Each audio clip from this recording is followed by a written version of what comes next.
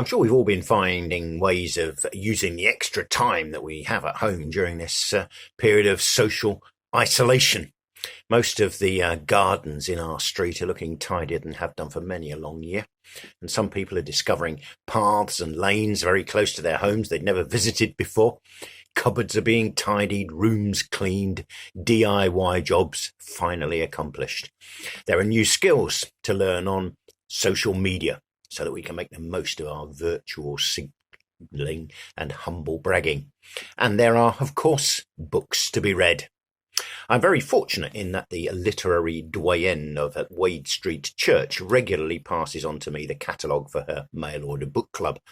And just last month, I actually sent off for a couple of paperbacks at greatly reduced prices. After ploughing through a mercifully brief history of the Knights Templar, it's a bit too academic for me, I turned to a tome entitled The Mighty Healer.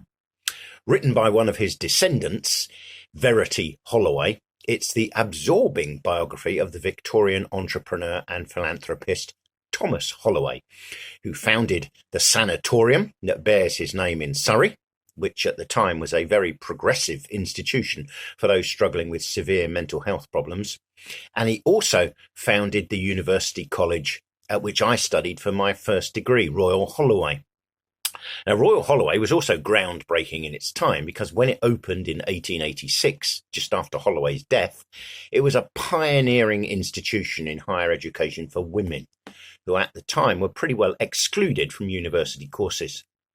Not only did Holloway found the college, but he also provided it with an art collection which at the time had few rivals in Britain, and amongst which we sat our final exams.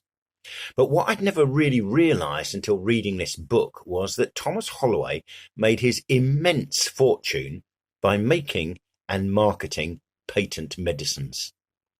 Now, he was a hard-nosed businessman, he was very litigious, and he was a brilliant publicist. During his life, his name was known around the world due to the pills and ointments he manufactured, mainly out of grease, oil, and a few spices.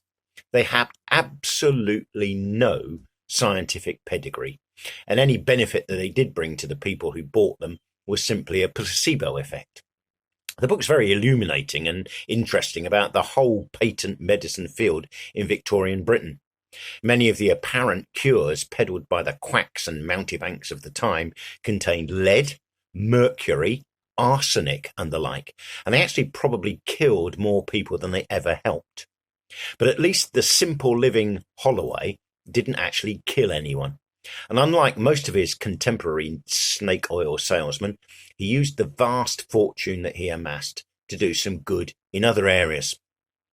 Now, while I was reading this book, Anthony posted on the church Facebook page a copy of a report about the Genesis 2 Church of Health and Healing in the United States of America, where else, that was hawking a cure for coronavirus that turned out to be little more than a powerful neat bleach, a few drops of which should be taken each day to ward off the effects of COVID-19. Now, the church, which was a non-religious one, according to its website, I do a little bit of background research for these little cyber columns, it was understandably prohibited by a judge and the United States Food and Drug Administration from continuing its sales. And then, of course, there was President Trump's intervention suggesting that we might try injecting bleach or shining bright lights where the sun doesn't often shine. People were taken in by the hype, as they were in Holloway's time, because they needed something and couldn't get it through the usual channels. It has to be pointed out, of course, that patent medicines were so popular in 19th century Britain because there was no national health service, and many people could not afford to see a doctor or get a proper prescription, not unlike the situation today in the United States. Now, people always go for things they think will help them, however useful or not they might actually be. All kinds of weird remedies have been touted on the internet to try and overcome the effects of the pandemic we're presently facing. And people will listen to all kinds of odd philosophies to try and get some meaning out of life, especially at times like this. St. Paul told his young pastor friend Timothy that the time will come when people will not put up with sound doctrine. Instead, to suit their own desires, they will gather round them a great number of teachers to say what their itching ears want to hear. They will turn their ears away from the truth and turn aside to myths. It's in 2 Timothy chapter 4, verses 3 and 4, if you want to look it up. And Paul had warned him in his first letter to have nothing to do with godless myths and old wives' tales. Rather, train yourself to be godly, he says in the 4th chapter of his first letter. So it's vital that at a time when so many people are questioning what life is all about and how they're to cope with what's happening to them, that we hold on to the truth of the gospel ourselves. God is at work and will lead us out of this.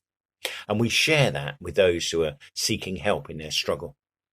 Whatever else you may be reading in your peaceful seclusion, make sure the Bible figures somewhere in it all.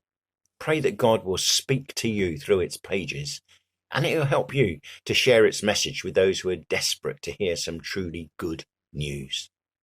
Keep safe, keep well, keep reading and praying.